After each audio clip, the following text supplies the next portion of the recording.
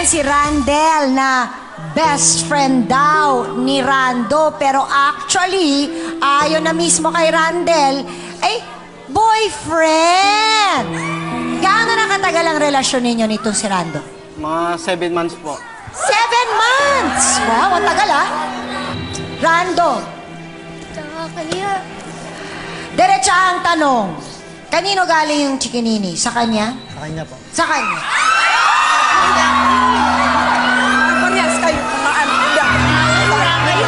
Sandali po, Aling Marina po. Sandali lang po, sandali lang po. Paano to nangyari? Rando, may pamilya ka. Dati pa ba ito? Ano nangyari? Paano kayo nagkaroon ng relasyon? Sa ano po, sa trabaho po. Ah, sa katrabaho kayo nagkakilala. Tapos? Nagkayayaan po kami na ano, na mag-inuman kami magkakaibigan. Oh, so nung nag-inuman, ano nangyari? Nagkaroon na kaagad ng relasyon? Opo. Paano? Sino unang gumawa ng moves? Hinahawak-hawakan niya ako sa ganito. Okay lang sa akin. Ganun na. Hawak-hawak. O tapos? Sa sobrang kalasingan po, hindi naman namin alam ginawa namin. Hindi nyo alam. Alam nyo kayo kaya. Sobrang kalasingan. O sige, pero lasing lang kayo nung unang beses. Nung pagkatapos na may mangyari sa inyo, napag-usapan nyo na, uy, ano ba nagawa natin? Lasing tayo nun. May ganun ba? Hindi, alam ko. O tuloy na. Naulit na naulit. Ikaw ba, Rando, mahal mo itong si Randel? Hindi po, dadalawang isip po ako eh. Nagdadalawang isip ka pa. Bakit? Kasi mahal ko rin po yung anak ko eh, sa kanya eh. Ikaw ba, Randel, mahal mo naman ito si Rando? Medyo po. Oo. Mahal ko rin po.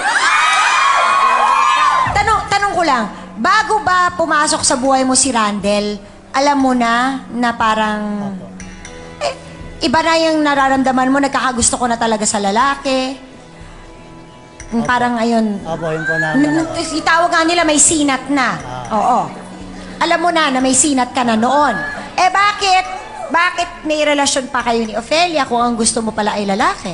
Kasi meron po akong anak sa kanya eh. Pero nung naging kayo ni Ofelia, wala ka pang nararamdamang sinat sa katawan?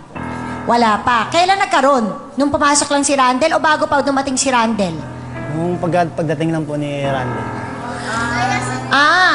Kay Randel mo lang naraman yon. Ikaw ba pag nung bata ka, may nararamdaman ka ng... Meron na rin. Kapag may nakikita kang gwapo na attract ka? Opo. Nagugusto. Sandali! Ikaw, Randel, bago dumating sa buhay mo itong si Rando, may naging karelasyon ka na ba ng ibang lalaki? Wala po. Wala? Si Rando lang. Okay! Kung boyfriend ni Rando si Randel, sino naman ang babaeng ito sa buhay ni Randel? Noemi Joan de los Reyes, pasok!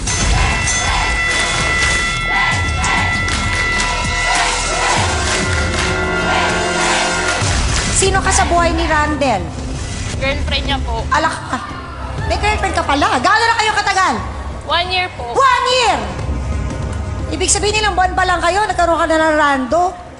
Hindi mo alam na may ganito? Hindi po. Nakita mo na ba si Rando sa bahay ni Randel?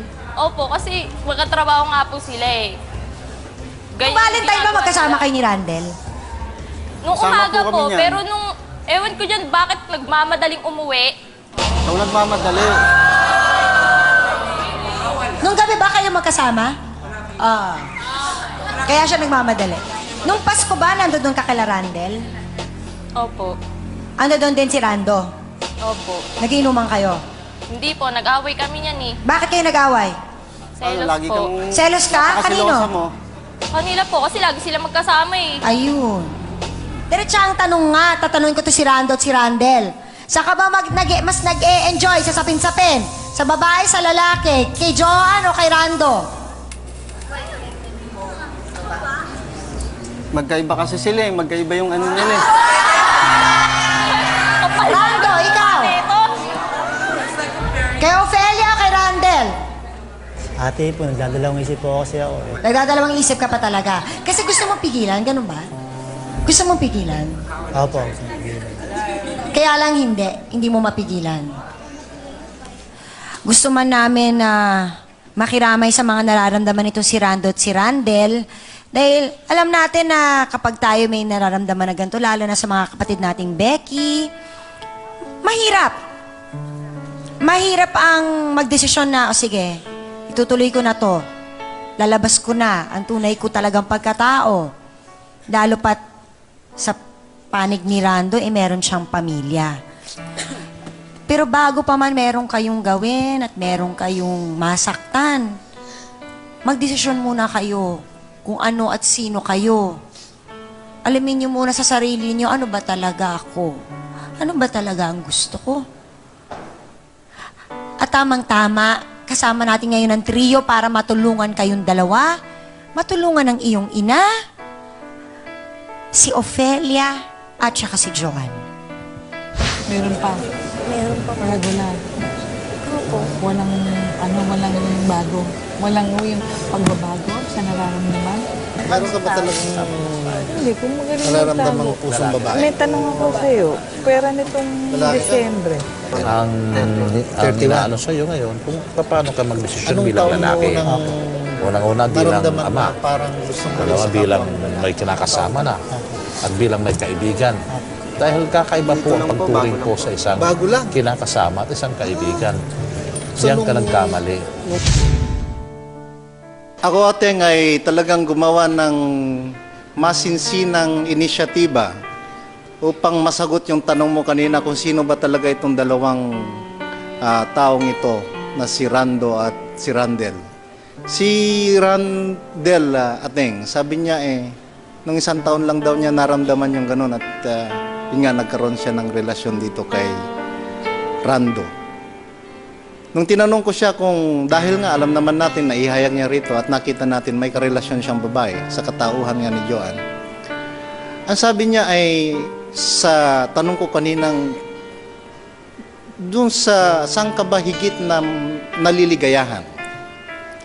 Kung kapiling mo ang isang babae o kapiling mo ang isang lalaki, sa punto ng sexual ang ibig kong sabihin. Ang sabi niya mas nakakahigit daw na ang intensity niya sa babae.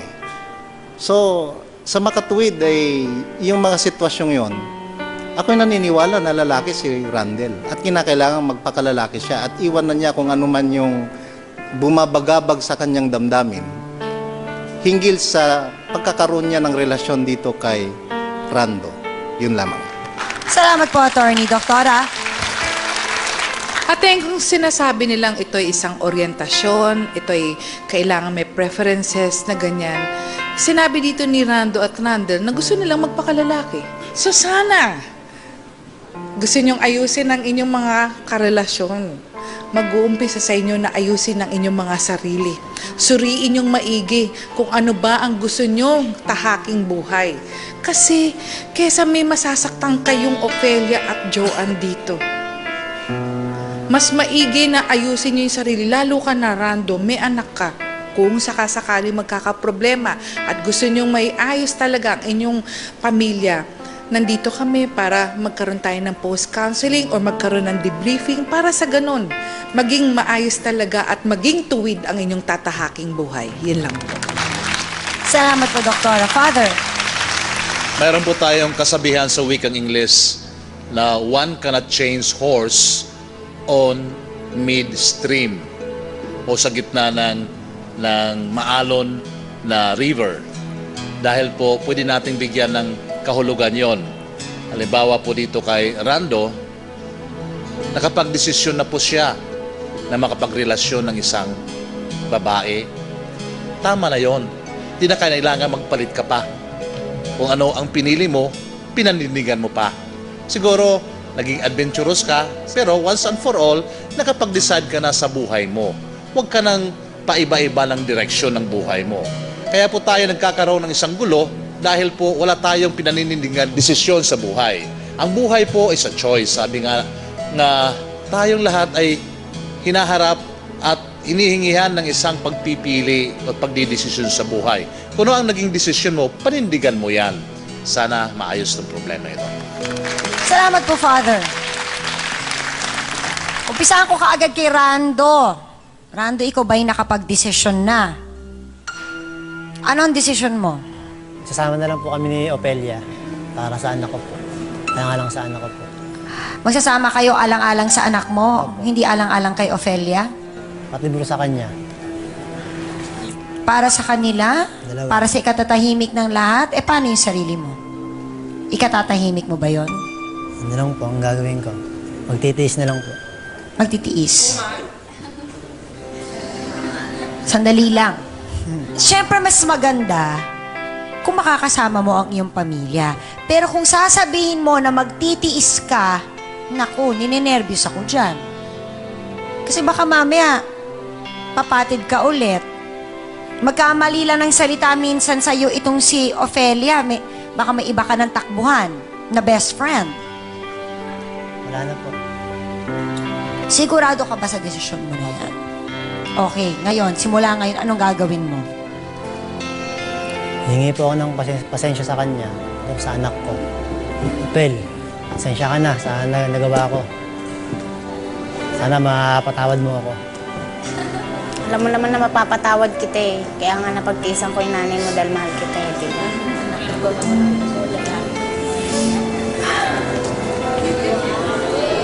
Pasensya ka na.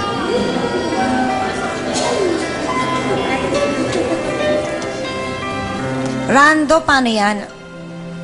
Siyempre, hindi magiging madali. Kailangan papatunayan mo kay Ofelia na tapat ka sa desisyon mo, Opo. sa iyong pamilya. Ang dami kang babawiin sa kanya. Sa anak. Handa ka bang pagtrabahuhan yon?